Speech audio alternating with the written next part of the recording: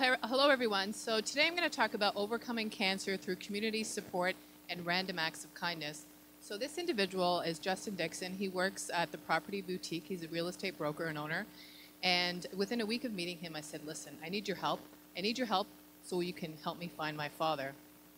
And he said yes, miraculously.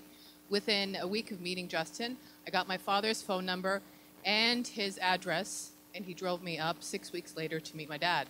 Now, this is a design thinkers party. My dad is George Hammond, and he's co-founder of Bregman and Hammond Architects, now known as B&H Architects. So they've had a big impact on the Toronto landscape of design, and that's all I heard about. I got tired of hearing about design. And now, this is my end of chemo party. This man here, I met him online, Facebook, and I was in the hospital a week after my first chemo session. He called me and he prayed with me. And a few hours later, these friends of mine showed up.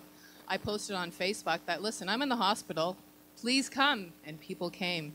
And it was really awesome. And I had a Dora balloon, so it was my birthday.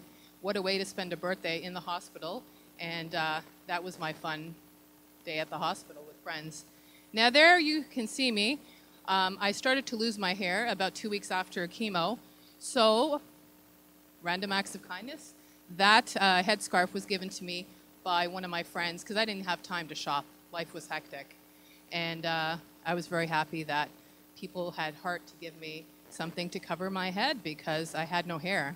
And it's really such a hard thing to go without hair. Now here's another experience of people at a chemo session. So I would have chemo sessions, and I wrote on Facebook, please come to my chemo sessions. I wouldn't know who would show up. So Rishma, I used to work with her a few years ago, and then Smita, they came, and they spent time with me. So it was just so great to have people there during chemo sessions. Now, this is at a film festival party opening night. I was, during chemo, it's really risky because, you know, I'd had to wear a mask like the guy earlier. And I just dodged around, but my friend said, no, you need to be at the opening night of the Canadian Film Festival, and I was there. Now, talk about random acts of kindness. This woman showed up at my house, brought me food, because I said, can people bring food? Because my mom's in her 70s, and we've never met before. She was a Facebook friend, came over, brought me food, visited with me, and just blew me away because she was just an online friend. Now, this is Easter Sunday, and you can see my bald head, so all my hair did fall out. And I met him years ago networking, Perry. That's his partner, and that's Sentinel. And they brought lunch for me on Easter Sunday and spent the day with me because I couldn't get out of the house. And it was a very nice, long holiday weekend spent with friends. Now, talk about when I asked the universe for something, I wrote on Facebook, universe, please send me Oprah Winfrey tickets for the Life Class Tour. And 8 minutes later, someone responded and said, I have a ticket for you. So this is us waiting in line for the Oprah class with 9,000 people. And it was a tough day, but I made it. Now, this is where I had one of my first public speaking paid engagements in Toronto in May. It was, that was with Ashima, and she runs building bridges for people with disabilities. And we had a women's networking event, and I got to share my story. So I got to be in community and make a difference, and it was fantastic. Now here is me in Mississauga. I hardly ever go to the suburbs, but these two women, I met them once in 2011, and they said, listen, you know, you have this diagnosis, we want to cheer you up. So we were at Boston Pizza, and unfortunately, 4 months later, this was May of this year, she got diagnosed with cancer, so I was at her house about a month ago cheering her up.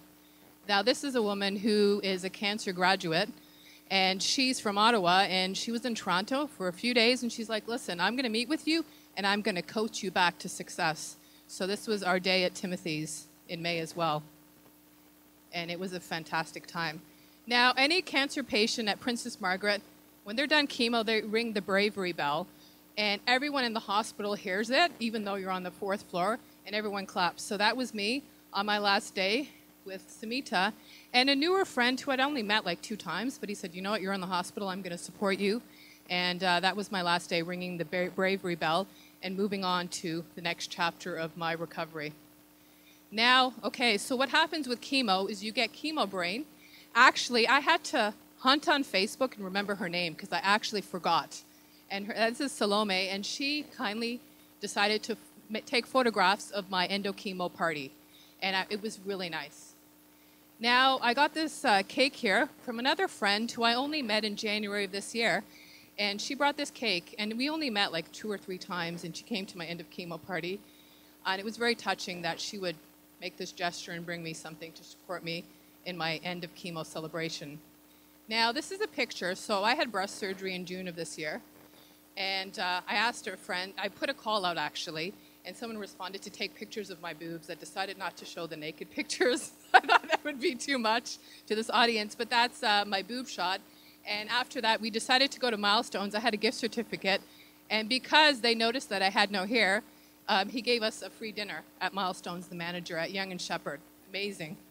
This was a party of creative people who decided to host a dinner party for me before my surgery, 5 days before. This was in North York, and it was quite an enjoyable evening and very relaxing as well. Now, this is a person who used to be my tenant in my condo, flew in from Abu Dhabi, United Arab Emirates, to spend the day with me before my surgery. And she also mailed me headscarves from Abu Dhabi to cover my bald head. And so that's the day before surgery in June. And she brought me flowers. Now, talk about worldwide support. I'm wearing a ring here, and I wrote on Facebook, this is what I'm going through. A jewelry designer in Gujarat, India, we weren't friends. He subscribed to my public updates, decided to send me this ring that he personally designed for me as a gift, and I received it in July, and that's me at my last party, just celebrating in July as I was continuing on in my journey. Thanks for listening.